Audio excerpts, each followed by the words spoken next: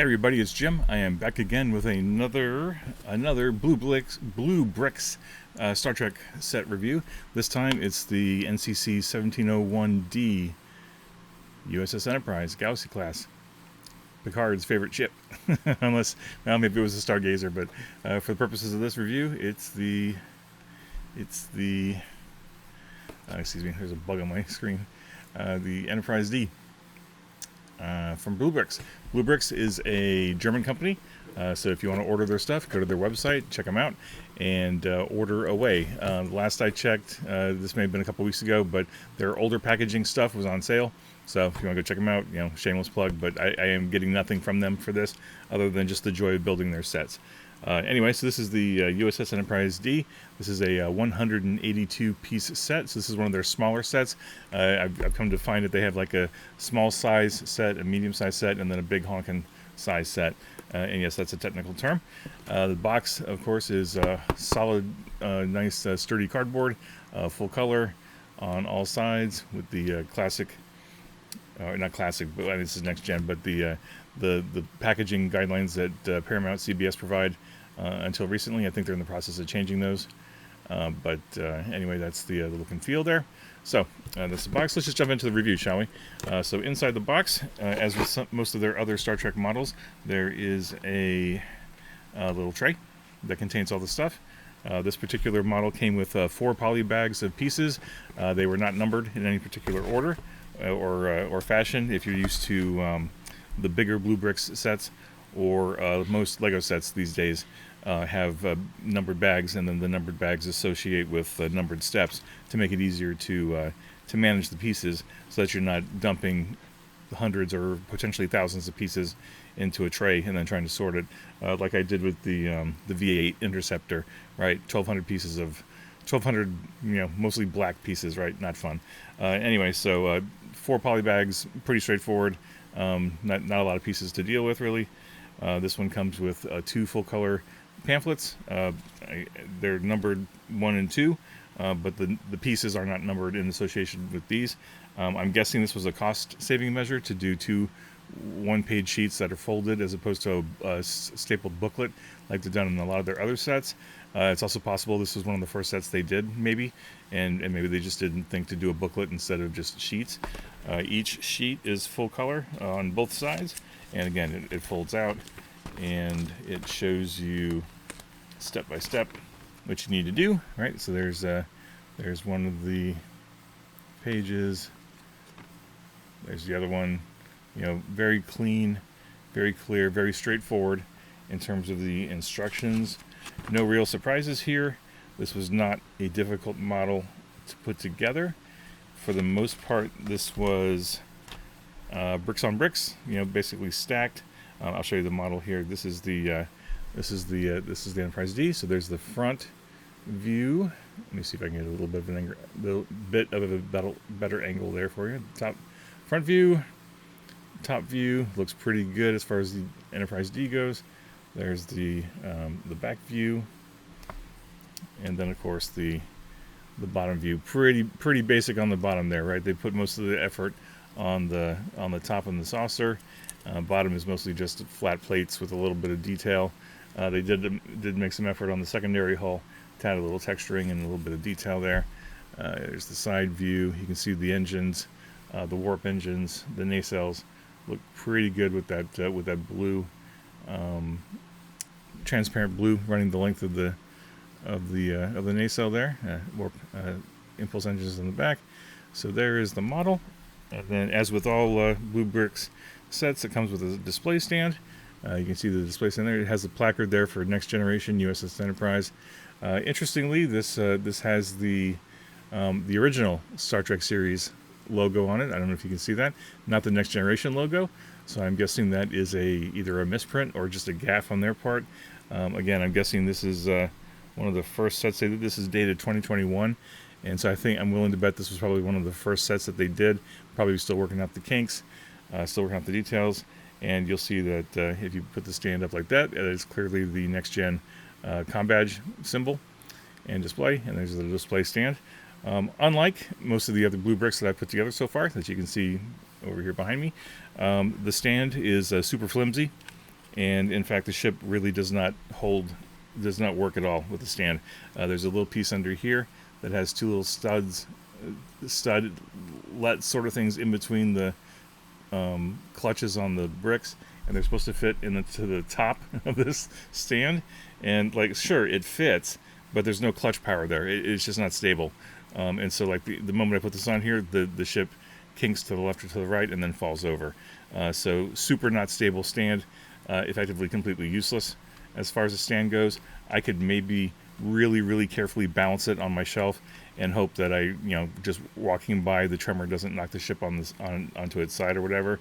But I'm going to give BlueBrixx a bit of a pass here, because this was probably one of the first sets in the line. And, well, actually, no, maybe I guess I shouldn't give them a pass. If it's the first set in the line, they should have gotten it right? Because then you got to hope that all the other sets following from it do better or are better or whatever. But anyway, so the stand, I mean, itself looks nice, right? I mean, certainly, next gen comm badge. So I think maybe the comm badge part's a little thick, but I'm not sure how you would fix that. Although, yeah, honestly, Lego does make these slope pieces and the tiles and all the other pieces. They do make those in 1x2s instead of 2x2s, so you could have actually halved that thickness and had it be that thick. You could have done the back of it like this, and then the top of it like that. But whatever. It's a big chunky base. Looks nice, for what it is. Although unfortunately, the stand itself, useless, right? Because the model will not stand on it as it exists. So that being said, again, the model was pretty straightforward to put together. 180 pieces. This took me maybe half an hour, give or take. Some nice detail just on the top there with the bridge and the hull, and some of the way they use the tiles to add a little texture there. I wish that these had been printed with windows or at least stickers or something. I get that it's a cost-saving measure to not do that, especially on these little models that are, they're probably trying to hit a certain price point and make it affordable. So, details. Overall, this is the shape of the D of a Galaxy class. Clearly they have the dimensions, right, generally right. This is about the size, or maybe just a little bit bigger than the small Eagle Moss Galaxy class ships. I don't have one on hand to show you the comparison, but it's about the same size, maybe just a little bit bigger. But not too shabby in terms of that. It's it's certainly swooshable. I did notice that the back nacelles, the way they are added or hooked onto the model, is just two little studs here. So these are a bit fragile. If you're not careful, you'll knock them off, and that's just the way the model was built.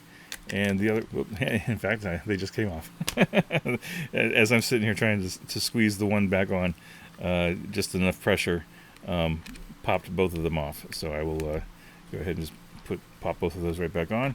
And I'll be very careful with my finger placement, because that really makes a difference with BlueBrixx models, where if you've got your fingers in the wrong place, the thing falls apart. I experienced that on a couple other models. I think I mentioned, including the V8 Interceptor, where there's a piece hooked on the bottom of the chassis, and somehow, like, every time I turned that model over to add pieces to it, my finger kept hitting that one little piece and knocking it off, and so I just gave up and just put the piece in the box and just forgot about it, because it was not worth the frustration to constantly have it falling off and dealing with it. What was I going to say? Anyway, yeah, so the nacelles a little flimsy in terms of attaching them to the secondary hull, but if you're careful, that's fine.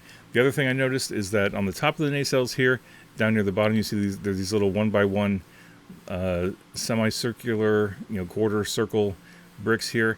I've noticed this in other of their BlueBrixx models, that the clutch power between the tile and the stud below it is not all that great. And if I were to shake this just a little bit, one of them would fall off. And in fact, the set came with some extra pieces, right? As always, there's a handful of extra pieces in here. Lego does it and BlueBrixx does it. It's just extra pieces in case you lose one, or a cat knocks it off the table, or something else happens. And because I had like 5 or 6 of these quarter circle studs or quarter circle plates, I discovered that through trial and error, just by testing them one by one, some of them had better clutch power than others, right? Which is a little bit annoying because that tells me that BlueBrixx is like engineering and manufacturing of the pieces could probably stand a little work. I've talked about that in other videos. It's not anything new. And like if you were to really look here, you can see that this one has a wiggle to it. And I think if I were to really kind of just like give it a strong wiggle or whatever, it would probably just fall right off. That was happening when I was building it. A couple of the extra pieces would just literally just drop right off. So because I had like 6 of them, I just went, one by one, which one's going to hold the best, and went with the best 4 for the top of the nacelles, just to make it work. So, again, not ideal, but I worked with what I had. So overall, this is going to be, overall pretty short video. I mean, there's not really a whole lot more to say here. It's a simple model, not a lot of pieces, not a whole lot to go wrong here. If you want just a cute, simple Enterprise D on your shelf that's made out of bricks, you can do just fine with this one. Especially since I think it's on sale on the BlueBrixx site. The sale may be done now. You may just have to go check, but yeah. So not too shabby. Not one I'm going to keep though. I'll just be honest and forthright with that. Simply, if nothing else, because of the fact that it doesn't stay on the stupid stand, and I have no interest in putting the brain effort to pull out my Lego and fashion some sort of alternative stand for this thing. I've built it, I've enjoyed it, and I'm happy to hand it off to the next person in my chain of friends who likes BlueBrixx and will enjoy building this. So I got the opportunity to build it. It was fine, and so would I recommend this? If you like the Enterprise D and you need something to build and you need to burn half an hour and do something fun, sure, go for it. If you're more discerning and you want something. If you want an Enterprise D model that's more detailed to have on your shelf to appreciate, I think you would be probably better served to go find an Eagle Moss 1701-D, or there's plenty of other die-cast and metal models and miniatures out there that other companies make that I'm sure you could find just without difficulty. So anyway, Enterprise 1701-D BlueBrixx review. Thanks for your time. I will have more BlueBrixx soon. Like I said, I just recently placed an order, getting a bunch of their sets that were on sale. So I've got a stack of 4, 7. I think I've still got like 7 or 8 BlueBrixx sets to assemble and review. So I'll get to those in the coming couple of weeks, maybe probably 3 weeks. I've got a lot of work coming up to keep me busy. But in the meantime, hope you've enjoyed it. Thanks so much for your time. Any questions about this? Drop them in the comments below. Link and subscribe if you feel so inclined to do so. And hey, you know what? Thanks for watching and have a great day.